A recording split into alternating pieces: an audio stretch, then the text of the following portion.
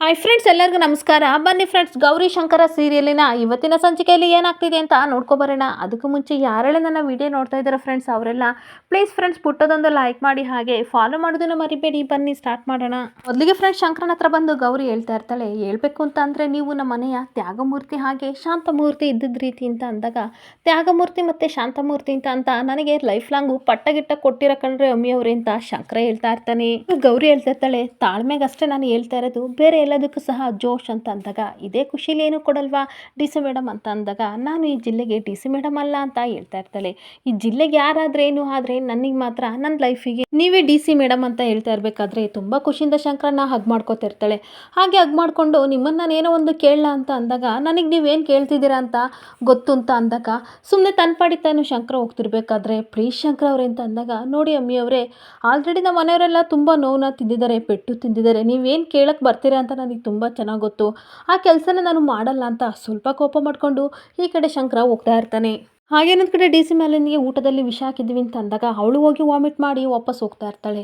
ನಿಂತ್ಕೊಂತ ಅಂದ್ಬಿಟ್ಟು, ಹೆಂಗಿತ್ತು ನಮ್ಮದು ಶಾಕು, ಅವತ್ತು ನೀನು ನಮಗೆ ಚಮಕ್ ಕೊಟ್ಟಿದ್ಯಾ ಅಲ್ವಾ, ಅದೇ ರೀತಿ ನಾವು ನಿನಗೆ ಇವತ್ತು ಮಾಡ್ತಾ ಇದ್ದೀವಿ. ನೀನು ಮಾಡೋ ಊಟದಲ್ಲಿ ಯಾವ ಪಾಲಿಡಾಲು ಹಾಕಿಲ್ಲ, ಗೀಲಿಡಾಲು ಹಾಕಿಲ್ಲ, ಹಾಗೆ ಚಮಕ್ ಕೊಟ್ಟು ಅಂತ ಹೇಳ್ತಿರ್ಬೇಕಾದ್ರೆ, ಇವತ್ತು ಬಡ್ಡಿ ಸಮೇತ ತೀರ್ಸೋ ಸಮಯ ಬಂದಿದೆ ಕಣಪ್ಪಯ್ಯ, ತೀರ್ಸೋಣ ಅಂತ ರುದ್ರ ಹೇಳ್ತಾ ಇರ್ತಾನೆ. ಹಾಗೆ ಬಿಡಪ್ಪ, ಬಡ್ಡಿ ಸಮೇತ ನಾವು ಆಲ್ರೆಡಿ ಕೊಟ್ಟಿದ್ದೀವಲ್ಲ ಅಂತ ಮತ್ತೆ ರುದ್ರ ಹೇಳ್ತಾ ಇರಬೇಕಾದ್ರೆ, ಹೌದು ಸರಿಯಾಗಿ ಕೊಟ್ಟಿದ್ದೀವಿ. ಒಂದು ವಿಷಯ ಏನು ಅಂತ ಅಂದರೆ, ಇವಳು ನಮಗೆ ತಿರುಗಿ ಏನು ಕೊಡೋಕ್ಕಾಗಲ್ಲ. ಯಾಕೆ ಅಂತಂದರೆ ಇವಳು ಬರೀ ಡಿ ಸಿ, ನಾವು ಹೋಮ್ ಮಿನಿಸ್ಟ್ರು, ನಮಗೆ ಯಾವತ್ತೂ ಸಹ ಇವಳು ಹಿಂತಿರುಗಿ ಚಮಕ್ನ ಕೊಡೋಕ್ಕಾಗಲ್ಲ ಅಂತ ಶಿವರುದ್ರಪ್ಪ ಮೀಸೆ ತಿರುಗ್ತಾ ಇದ್ರೆ, ನಾನು ಶಿವರುದ್ರಪ್ಪನ ಮಗ ಅಂದರೆ MLA ಮಗ, ನನಗೆ ಇವಳು ಏನು ಮಾಡೋಕ್ಕಾಗಲ್ಲ, ಇವಳ ಹತ್ರ ಏನು ಸಹ ಕಿಸಿಯೋಕ್ಕಾಗಲ್ಲ ಅಂತ ಆಡ್ಕೋತಾ ಇರ್ತಾನೆ. ಹಾಗೆ ನಮ್ಮ ವಿಷಯಕ್ಕೆ ಬಂದರೆ ಸುಮ್ಮನೆ ಬಿಡ್ತೀವ, ಎಂತೆಂಥನೋ ನಾವು ಮುಗಿಸಿದೀವಂತೆ, ನೀನು ಯಾ ಲೆಕ್ಕ, ನೀನೇ ನಮಗೆ ಕಮ್ಮಿ ಮಾನ ಮರ್ಯಾದೆ ಕಳೆದಿದ್ಯಾ, ಅವಮಾನ ಮಾಡಿದ್ಯಾ, ಇನ್ಮೇಲೆ ನಾವು ಕೊಡ್ತಾ ಇರ್ತೀವಿ, ನೀನು ಸುಮ್ಮನೆ ತಗೋತಾ ಇರಬೇಕು ಅಂತ ಅಂದಾಗ, ಇವತ್ತಿಗೆ ಇಷ್ಟು ಸಾಕು, ಊಟದ ಸಮಯ ಮುಗ್ದೋಯ್ತೆ, ಇನ್ನೇನಿದ್ರು ಕೆಲ್ಸಕ್ಕೆ ಬರೋಣ. ಕೆಲಸದ ವಿಷಯ ಏನು ಅಂತಂದರೆ, ನೀನು ನನ್ನ ಸೆಕ್ರೆಟರಿ, ಇವಾಗ ನಾನೇನು ಹೇಳ್ತೀನಿ ಅದನ್ನು ಮಾತ್ರ ನೀನು ಮಾಡ್ತಾ ಇರಬೇಕು.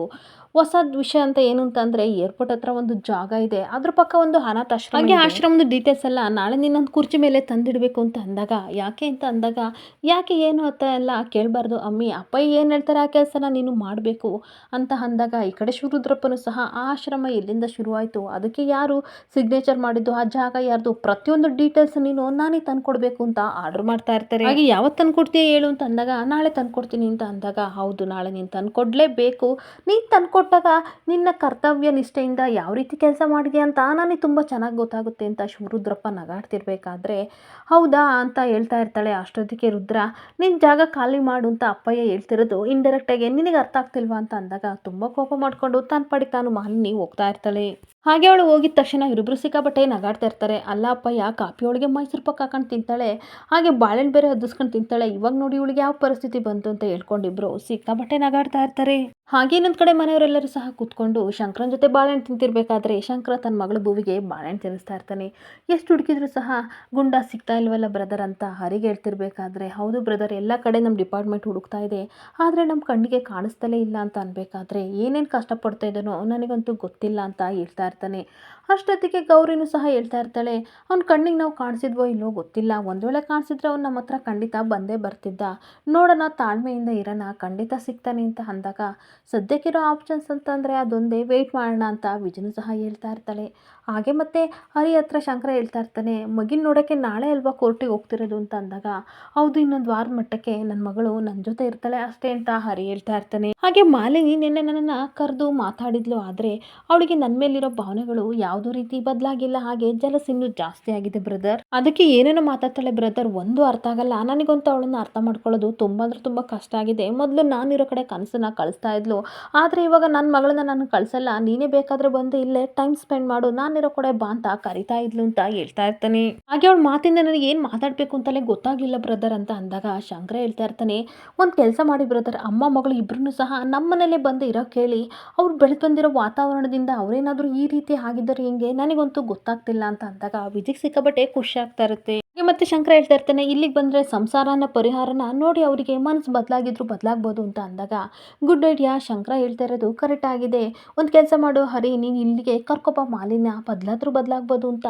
ಈ ಕಡೆ ಗೌರಿ ಹೇಳ್ತಾ ಇದ್ರೆ, ಈ ಕಡೆ ವಿಜಯನೂ ಸಹ ಹೌದು ಐಡಿಯಾ ಚೆನ್ನಾಗಿದೆ ಅಂತ ಹೇಳ್ತಿರ್ಬೇಕಾದ್ರೆ ಹರಿ ಹೇಳ್ತಾ ಇರ್ತಾನೆ, ಕೂಲ್ ಡೌನ್ ಆಯಿತಾ, ಇಷ್ಟು ಫಾಸ್ಟಾಗಿ ನೀವು ಡಿಸಿಷನ್ನ ತೊಗೋಬೇಡಿ, ಅವಳಿಗೆ ಬುದ್ಧಿ ಕಲಿಸ್ಬೇಕು ಅಂತ ಹೋಗಿ ನಮ್ಮ ನೆಮ್ಮದಿಯೆಲ್ಲ ಹಾಳು ಮಾಡ್ಕೊಳ್ಳೋದು ನನಗಿಷ್ಟ ಇಲ್ಲ ಅಂತ ಹೇಳ್ತಾ ಇರ್ತಾನೆ. ಹಾಗೆ ಗೌರಿ ಹೇಳ್ತಾ ಇರ್ತಾಳೆ, ಒಬ್ರಿಗೆ ಒಳ್ಳೇದಾಗುತ್ತೆ ಅಂತ ಅಂದರೆ ನಾವು ಯಾವ ರಿಸ್ಕ್ ತೊಗೊಳಕ್ಕೂ ಸಹ ರೆಡಿಯಾಗಿದ್ವಿ ಅಲ್ವಾ ಜೋಗಿ ಅವರೇ ಅಂತ ಅಂದಾಗ, ಹೌದು ಅಮ್ಮಿ ಅವರೇ ಅಂತ ಶಂಕರ ಹೇಳಿದಾಗ, ಈ ಕಡೆ ವಿಜಿನೂ ಸಹ ಹೌದು ನಾನು ಓಕೆ ಅಂತ ಹೇಳಿದಾಗ, ಸರಿ ನಿಮ್ದೆಲ್ಲ ಡಿಸಿಷನ್ ನಾನು ಕೇಳಾಯಿತು, ಒಂದು ಮಾತು ಅವಳಿಗೆ ಹೇಳ್ತೀನಿ, ಬಂದರೆ ಕರ್ಕೊಬರ್ತೀನಿ ಅಂತ ಹರಿ ಹೇಳ್ತಾ ಇರ್ತಾನೆ. ಹಾಗೆ ಪ್ರಯತ್ನ ನಿಮ್ಮದು ಹರಿ, ಫಲ ಏನಿದ್ರು ಆ ಚಾಮುಂಡಿ ತಾಯಿ ಥರ ಇರೋ ಮಾಲಿನಿ ದೇವಿದು ಅಂತ ಅಂದಾಗ, ಅವಳೊಂಥರ ಚಾಮುಂಡಿ ದೇವಿನೇ ಅಂತ ಅಂದಾಗ ಎಲ್ಲರೂ ನಗಾಡ್ತಾ ಇರ್ತಾರೆ. ಹಾಗೆ ಮತ್ತೆ ಗೌರಿ ಹೇಳ್ತಾ ಇರ್ತಾಳೆ, ನಾಳೆ ಕಳ್ಬಡ್ಡಿ ಕೇಸಿಗೆ ವಿಚಾರಣೆಗಾಗಿ ಕೋರ್ಟಿಗೆ ಹೋಗಬೇಕು, ಸ್ವಲ್ಪ ಬೇಗ ರೆಡಿ ಆಗಿರಿ ಅಂತ ಅಂದಾಗ, ಸರಿ ಅಮ್ಮ ಅವರೇ ರೆಡಿ ಆಗ್ತೀನಿ ಬಿಡಿ ಅಂತ ಜೋಗಿ ಹೇಳ್ತಾ ಇರ್ತಾನೆ. ಹಾಗೇನೊಂದ್ ಕಡೆ ಹರಿ ಬಂದಾಗ ನಡೆದಿದ್ದ ಘಟನೆ ಎಲ್ಲನೂ ಸಹ ಈ ಕಡೆ ಡಿ ಸಿ ಮಾಲಿನಿ ಹೇಳ್ತಾ ಇರ್ತಾಳೆ, ನೆನ್ನೆ ನಾನು ಶಿವರುದ್ರಪ್ಪನ ಮನೆಗೆ ಹೋಗಿದ್ದೆ, ಈ ರೀತಿ ನನಗೆ ಅವಮಾನ ಮಾಡಿದ್ರು, ಊಟ ಕೊಟ್ಟು ಈ ರೀತಿ ಎಲ್ಲ ಕಾಲ್ಸಿ ನನಗೆ ತಿನ್ಸಿದ್ರು ಅಂತ ಅಂದಾಗ, ಈ ರೀತಿ ಎಲ್ಲ ಮಾಡಿದ್ರ ಅವರಿಗೆ ಅಧಿಕಾರ ಅನ್ನೋದು ದುರಂಕಾರ ಆಗ್ಬಿಟ್ಟಿದೆ, ಮದ ಎತ್ತಿ ಕುಣಿತಾ ಕೂತಿದ್ದಾರೆ, ಆದಷ್ಟು ಬೇಗ ಅವ್ರನ್ನ ಮಟ್ಟ ಹಾಕಬೇಕು ಅಂತ ತುಂಬ ಕೋಪ ಮಾಡಿಕೊಂಡು ಈ ಕಡೆ ಹರಿ ಹೇಳ್ತಾ ಇರ್ತಾನೆ. ಹಾಗೆ ತುಂಬ ಕೋಪದಿಂದ ಹರಿ ಹೇಳ್ತಾ ಇರ್ತಾನೆ, ಆಡಲಿ ಎಷ್ಟು ದಿನ ಅಂತ ಆಡ್ತಾರೆ, ಎಂಥ ಕ್ರಿಮಿನಲ್ ಆಗಿದ್ರು ಸಹ ತಪ್ಪು ಮಾಡಿದ ಮೇಲೆ ಒಂದು ಸಣ್ಣ ಕ್ಲೂನಾರು ಬಿಟ್ಟು ಹೋಗಿರ್ತಾರೆ, ಆ ಸಣ್ಣ ಕ್ಲೂ ನನ್ನ ಕೈಲಿ ಸಿಗಲಿ, ಜನ್ಮನೆ ಜಾಲಾಡ್ತೀನಿ ಅಂತ ಬೈತಾ ಇರ್ತಾನೆ. ಹಾಗೆ ಸಣ್ಣ ಕ್ಲೂ ಬೇಕಾ ನಿನಗೆ ಅಂತ ಒಂದು ಎನ್ವೆಲಪ್ ಕವರ್ನ ಕೊಡ್ತಾ ಇರ್ತಾಳೆ, ಇದನ್ನೇ ಇಟ್ಕೊಂಡು ನೀನು ಏನು ಮಾಡ್ತೀಯೋ ನನಗೆ ಗೊತ್ತಿಲ್ಲ, ನಿನ್ನ ವೃತ್ತಿಗೆ ನಿನ್ನ ಲಾಯಲ್ಟಿಗೆ ಇಟ್ಕೊಂಡು ನೀನು ಇದನ್ನ ಯೂಸ್ ಮಾಡ್ಕೊ ಅಂತ ಹೇಳ್ತಾ ಇರ್ತಾಳೆ. ಎನ್ವೆಲಪ್ನ ಕವರ್ ಕೊಟ್ಟು ಏನು ಬೇಕಾದರೂ ಮಾಡು, ಆ ರುದ್ರ ಮತ್ತೆ ಶಿವರುದ್ರಪ್ಪನ ಸೊಕ್ಕು ಹಡಗಿಸು ಅಂತ ಕೊಟ್ಟಾಗ ತೆಗೆದು ನೋಡಿದ್ರೆ ಅದರಲ್ಲೊಂದು ಫೋನ್ ಇರುತ್ತೆ. ಹಾಗೆ ಹೊರಟು ಹೋಗ್ತಿರ್ಬೇಕಾದ್ರೆ, ಒಂದು ನಿಮಿಷ ಮಾಲಿನಿ, ಇನ್ನೊಂದು ವಿಷಯ ಮಾತಾಡಬೇಕು, ನನ್ನ ಮಗಳ ಜೊತೆ ನಾನು ಟೈಮ್ ಸ್ಪೆಂಡ್ ಮಾಡಬೇಕು, ಇಲ್ಲಿಗೆ ಬಾ ಬೇಕಾದ್ರೆ ಅಂತ ಅಂತಿದ್ಯಲ್ಲ, ಅದ್ರ ಬದಲು ಒಂದು ಕೆಲಸ ಮಾಡು, ನೀನೇ ಆ ಮನೆಗೆ ಬಂದುಬಿಡು, ನಿನಗೂ ಸ್ವಲ್ಪ ಮೈಂಡ್ ಡೈವರ್ಟ್ ಆಗುತ್ತಲ್ವಾ ಅಂತ ಅಂದಾಗ, ಏನು ನನ್ನನ್ನು ನೀನು ಗೌರಿ ಮನೆಗೆ ಕರಿತಿದೀಯಾ, ತುಂಬ ಥ್ಯಾಂಕ್ಸ್, ಆದರೆ ನಾನು ಬರಲ್ಲ, ನನಗೊಬ್ಬಳೇ ಇದ್ದು ತುಂಬ ಅಭ್ಯಾಸ ಇದೆ, ನನ್ನ ಪಾಡಿ ನನ್ನನ್ನು ಬಿಟ್ಬಿಡು, ನನ್ನ ಲೈಫ್ನ ನೀನು ಡಿಸ್ಟರ್ಬ್ ಮಾಡಬೇಡ ಅಂತ ಅಂದಾಗ, ಇಟ್ಸ್ ಓಕೆ ನೋ ಪ್ರಾಬ್ಲಮ್ ಅಂತ ಹರಿ ಹೇಳ್ತಾ ಇರ್ತಾನೆ.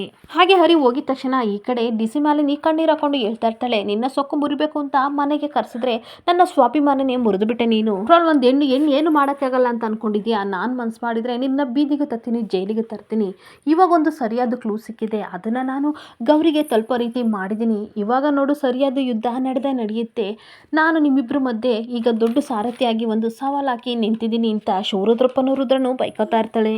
ಹಾಗೆ ಮನೆಗೆ ಬಂದು ಹರಿ ಆ ಫೋನ್ನ ಲ್ಯಾಪ್ಟಾಪ್ಗೆ ಕನೆಕ್ಟ್ ಮಾಡಿ ನೋಡ್ತಾ ಇರಬೇಕಾದ್ರೆ, ಏನು ಮಾಡ್ತಿದ್ದೀರಾ ಬ್ರದರ್, ಲ್ಯಾಪ್ಟಾಪಿಗೆ ಫೋನ್ ಮಾಡ್ಕೊಂಡು ಏನೋ ಮಾಡ್ತಾ ಇದ್ದೀರಾ ಕನೆಕ್ಟ್ ಮಾಡ್ಕೊಂಡು ಅಂತ ಅನ್ಬೇಕಾದ್ರೆ, ಏನೋ ಮಾಡ್ತಾ ಇದ್ದೆ ಅಂತ ಹರಿ ಹೇಳ್ತಾ ಇರ್ತಾನೆ. ಆ ಫೋನ್ ನೋಡಿದ್ಮೇಲೆ, ಇದೇನಿದೆ ಫೋನ್ನ ಎಲ್ಲ ನೋಡಿದ್ದೀನಿ ಬ್ರದರ್, ಅದೇ ಶಿವರುದ್ರಪ್ಪನ ಮನೆಗೆ ನನ್ನೊಬ್ಬ ಫ್ರೆಂಡ್ನ ಕಳಿಸಿದ್ನಲ್ಲ, ಅವ್ನ ಅದು ಆ ರೀತಿ ಇದೆ ಫೋನು ಅಂತ ಅಂದಾಗ, ಅದಿಂಗೆ ಹೇಳ್ತೀರಾ, ಖಂಡಿತ ಇಲ್ಲ ಅಂತ ಅನಿಸುತ್ತೆ, ಅವ್ನ ಬಾಡಿ ಬೇರೆ ನೀರಲ್ಲಿ ಸಿಕ್ತಲ್ಲ, ಫೋನ್ ಖಂಡಿತ ಎಲ್ಲ ಮಿಸ್ ಆಗಿರ್ಬೋದು, ನೀವೇ ಏನೋ ಕನ್ಫ್ಯೂಸ್ ಮಾಡ್ಕೋತಿದ್ದೀರಾ ಅಂತ ಗೌರಿ ಹೇಳ್ತಾ ಇರ್ತಾಳೆ. ಹಾಗೆ ಮತ್ತೆ ಗೌರಿ ಹೇಳ್ತಿರ್ತಾಳೆ, ಒಂದು ವೇಳೆ ಆ ಶವನ ನೀರಿಂದ ತೆಗೆಸ್ಬೇಕಾದ್ರೆ ಅವಳಿಗೆ ಸಾಕ್ಷಿ ಸಿಕ್ಕಿರ್ಬೋದು, ಸಾಕ್ಷಿ ಇರೋದಕ್ಕೆ ತಾನೇ ಹರಿ ಕೈಲಿ ಕೊಟ್ಟಿರೋದು, ವಾಟ್ ಎವರ್ ಏನು ಬೇಕಾದರೂ ಆಗಲಿ, ಏನೋ ಸಾಕ್ಷಿ ಇದೆ ಅಂತ ಹರಿ ಕೊಟ್ಟಿದ್ದಾಳೆ, ಅದನ್ನು ನೀನು ಓಪನ್ ಮಾಡು ಹರಿ ಅಂತ ಹೇಳ್ತಾ ಇರ್ತಾಳೆ. ಹಾಗೆ ಹರಿ ಹೇಳ್ತಾ ಇರ್ತಾನೆ, ಎಲ್ಲ ವೀಡಿಯೋಸ್ನು ಸಹ ನೋಡ್ತಾ ಇದ್ದೀನಿ, ಆದರೆ ಇಲ್ಲಿ ಯಾವ ಸಾಕ್ಷಿನೂ ಇಲ್ಲ, ಅವಳು ಹೇಳಿದ ಬಿಲ್ಡಪ್ ನೋಡಿದರೆ ಏನು ನನಗೆ ಹೆಲ್ಪ್ ಮಾಡ್ತಿದ್ದಾಳೆ ಅಂತ ಅಂದ್ಕೊಂಡೆ, ಇದರಲ್ಲಿ ಯಾವ ವೀಡಿಯೋನೂ ಇಲ್ಲ ಅಂತ ಅಂದಾಗ, ಫೋಲ್ಡರ್ಸ್ ತುಂಬ ಇದೆಯಲ್ಲ ಅದರಲ್ಲೆಲ್ಲ ನಿಧಾನಕ್ಕೆ ಚೆಕ್ ಮಾಡು ಹರಿ ಅಂತ ಗೌರಿ ಹೇಳ್ತಾ ಇರ್ತಾಳೆ.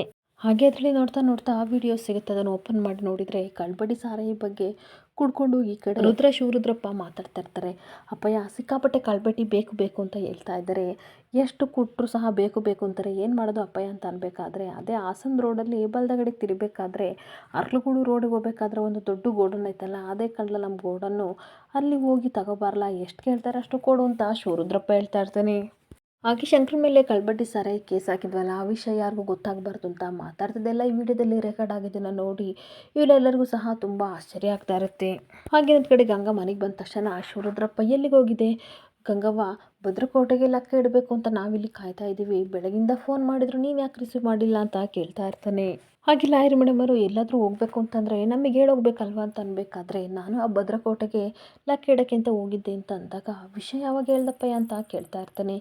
ನೀಯಾ ಭದ್ರಕೋಟೆಗೆ ಲೆಕ್ಕ ಇಡಕ್ಕೆ ಹೋಗಿದ್ದೇವ ಅಂತ ಅಂದಾಗ, ಆ ಗ್ರೇಟ್ ಶಂಕರ ಇದ್ದಾನಲ್ಲ, ಅವ್ನು ಭದ್ರಕೋಟೆಗೆ ಲೆಕ್ಕ ಇಡಕ್ಕೆ ಅಂತ ಹೋಗಿದ್ದೆ. ಹಾಗೆ ಶಿವರುದ್ರಪ್ಪ ಮತ್ತು ರುದ್ರ ಹೇಳ್ತಾ ಇರ್ತಾರೆ, ಅಲ್ಲ ಪಕ್ಷನ ಬದಲಾಯಿಸ್ಬಿಟ್ಟಿದ್ರ ಮೇಡಮರೇ ನೀವು, ನಮ್ಮ ಪಕ್ಷ ಬಿಟ್ಟು ಆಲ್ರೆಡಿ ಅವ್ರ ಪಕ್ಷಕ್ಕೆ ಹೋಗಿದ್ದೀರಾ, ನೀವು ಈ ಥರ ಮಾಡ್ತೀರಾ ಅಂತ ನಮಗೆ ಗೊತ್ತಿರಲಿಲ್ಲ ಅಂತ ರುದ್ರ ಹೇಳ್ತಾ ಇರಬೇಕಾದ್ರೆ ಆಲ್ರೆಡಿ ನಾನು ಏನಕ್ಕೆ ಹೋಗಿದ್ದೆ ಅನ್ನೋದನ್ನ ಹೇಳ್ತಾ ಇದ್ದೀನಿ, ಸಮಾಧಾನದಿಂದ ಕೇಳ್ಕೊಳ್ಳಿ, ಅದನ್ನು ಬಿಟ್ಬಿಟ್ಟು ಏನೇನೋ ಮಾತಾಡಬೇಡಿ. ನಾನು ಒಂದ್ಸಲ ಒಬ್ಬರು ಕೈ ಹಿಡಿದ್ರೆ ನಾನು ಸುಮ್ಮನೆ ಪಕ್ಷನ ಬದಲಾಯಿಸಲ್ಲ. ನಮಗೆ ಈ ರಾಜ್ಯದಲ್ಲಿ ಶತ್ರುಗಳು ಅಂತ ಯಾರೂ ಇಲ್ಲ, ಇರೋದು ಅವರಿಬ್ಬರೇ ಮಾತ್ರ ಅಂತ ಹೇಳ್ತಾ ಇರ್ತಾಳೆ. ಹಾಗೆ ಶತ್ರುಗಳನ್ನ ನಾವು ಸದೆ ಬಿಡಬೇಕು ಅಂತ ಅಂದರೆ ದೂರದಿಂದ ಹೋಗಬಾರ್ದು, ಹತ್ರದಿಂದ ನಾವು ಅವ್ರನ್ನ ಸದೆ ಬಿಡಬೇಕು. ಆ ಕೆಲಸನ ನಾನು ಆಲ್ರೆಡಿ ಮಾಡಿದ್ದೀನಿ.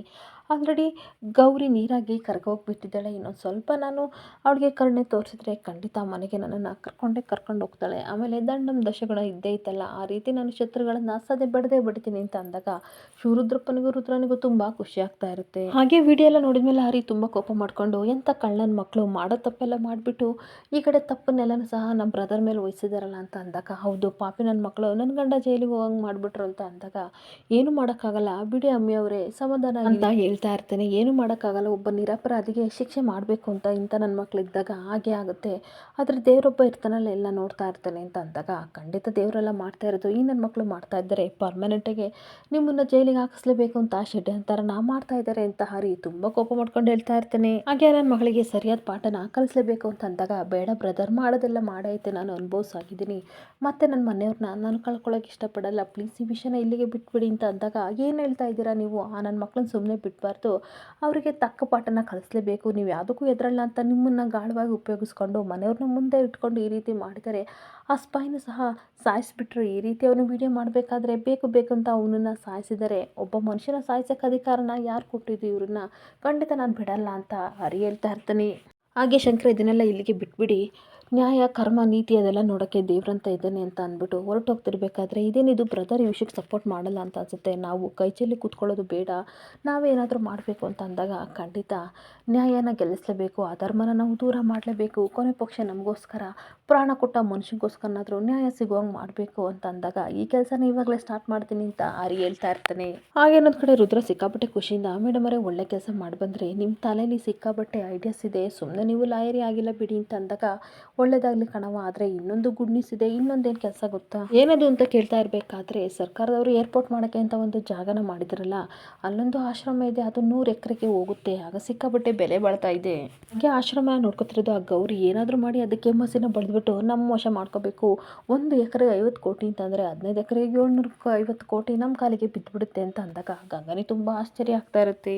ಹಾಗೆ ಗಂಗಾ ಸೂಪರ್, ಇದಕ್ಕೂ ಒಂದು ಪ್ಲಾನ್ ಮಾಡೋಣ ಅಂತ ಹೋಗ್ತಿರ್ಬೇಕಾದ್ರೆ, 750 ಕೋಟಿ ಇವಳನ್ನ ನಂಬಿ ನಾವು ಕೆಲಸ ಕೊಡ್ಬೋದಾ ಅಂತ ಶಿವರುದ್ರಪ್ಪ ಹೇಳ್ತಿರ್ಬೇಕಾದ್ರೆ, ತಲೆ ಕೆಡಿಸ್ಕೊಬೇಡ ಮೇಡಮ್ ಅವರು, ನಮ್ಮ ಪಾರ್ಟಿ ಹೇಳಿದ್ರು ತಾನೇ, ಒಂದು ತಲಕ ಹಿಡಿದ್ರೆ ಖಂಡಿತ ಬಿಡಲ್ಲ ಅಂತ, ಎಷ್ಟರಾಗಲಿ ನಮ್ಮ ಹುಡುಗಿ ಅಲ್ವಾ ಅಂತ ಅಂದಾಗ, ಏನಂದ್ಲ ಅಂತ ಶಿವರುದ್ರಪ್ಪ ಬೈಬೇಕಾದ್ರೆ, ನಮ್ಮ ಪಾರ್ಟಿ ಅಲ್ವಾ ಮೇಡಮ್ ಅವರು ಅಂತ ಅಂದೆ ಅಪ್ಪಯ್ಯ ಅಂತ ಅಂದಾಗ, ಆ ರೀತಿ ಬಾ ದಾರಿಗೆ ಅಂತ ಬೈತಾ ಇರ್ತಾನೆ. ಇಲ್ಲಿಗೆ ಸಂಚಿಕೆ ಎಂಡ್ ಆಗ್ತಿದೆ. Thank you friends.